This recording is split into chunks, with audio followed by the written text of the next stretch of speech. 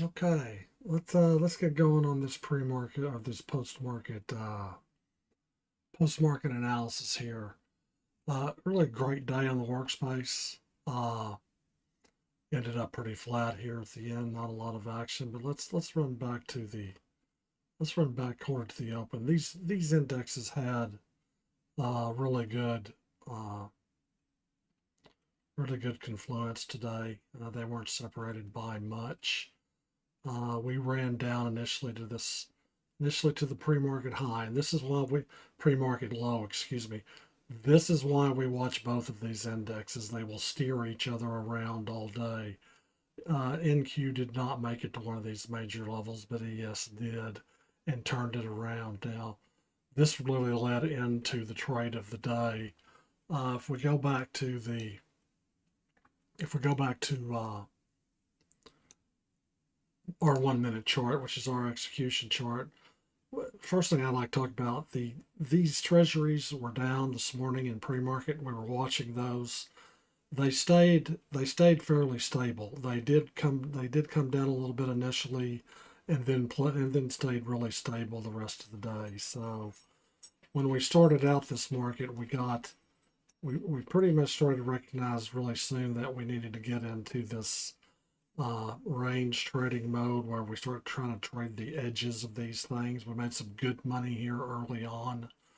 We did get a breakdown eventually, and uh, got some really good conventional entries that we do around these major levels, bids above, bid below, whichever one happens to work.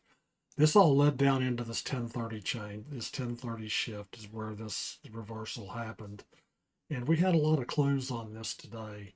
It really kind of starts out with on the 2, 5, 10, and 15 minute chart here. So this is 1030 Central Time, by the way. The first thing that happened here was we came down and we hit this target zone on the 2. And we were at a Keltner there. Uh, this didn't change anything yet because we were watching the 1 minute as well. The 5 minute happened at 10:25, hits its target zone, and so did the 1 minute at that point. Right before that happens, we start to get the warning on the level 8 MACD down here about extension. So we have a confluence of things. We have Keltner channels. We have target zones. We have extension warnings, and that really led to some great trading to the upside. Uh, Big wicks up here. We would have exited at these main levels. When it gets wicky like this, we tend to stay out of it. But when it comes back up like this, we'll put bids in and start trading it to the upside. Now, this reversal really led to what they teach over at SMB Capital.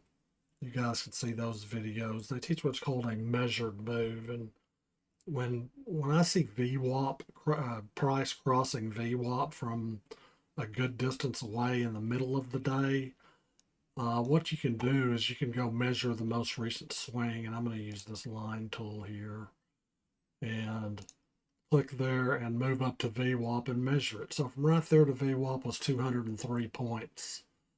Okay, so I can come up here and find 406 points.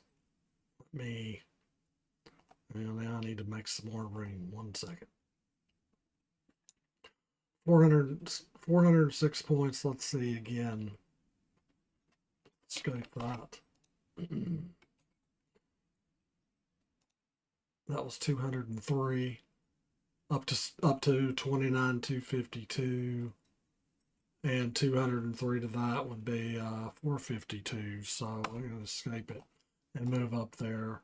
And that's exactly where we went, guys. We went to 459 eventually here. A little bit later we went up, but that is a measured move that happens at across at VWAP, and we made money at it all day long. So it was another great day for the workspace, even better than yesterday. Yesterday was good. Today was even better. Uh, that's really the good rundown. So If you'd like to see the way we trade these levels, the way we trade these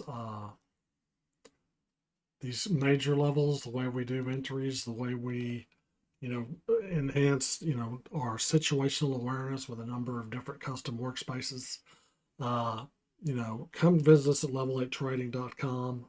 You can get in our Discord room, start to see some of this, and, look into getting our workspaces and joining our community. I'll be back in the morning with the pre market analysis, and you guys have a good evening.